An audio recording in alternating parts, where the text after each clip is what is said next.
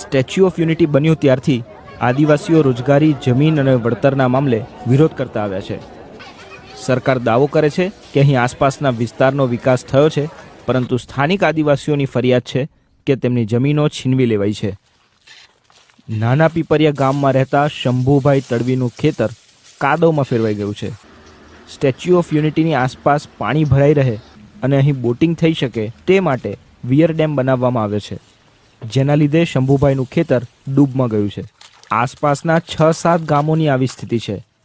સાહેબ, આ વીર્ય ડેમ બનાવી રહ્યા છે એ લોકો અહીંયાથી પાણી સંગ્રહ કરીને 12 થી 15 કિલોમીટર સ્ટેચ્યુ સુધી પાણીનું પગમાં પાણી પહોંચાડવા માટે આખો ઘેરાવો કરી રહ્યા છે પાણીનો. ને અમારા ગરીબ લોકોને અમારી જમીન ડૂબી જાય છે.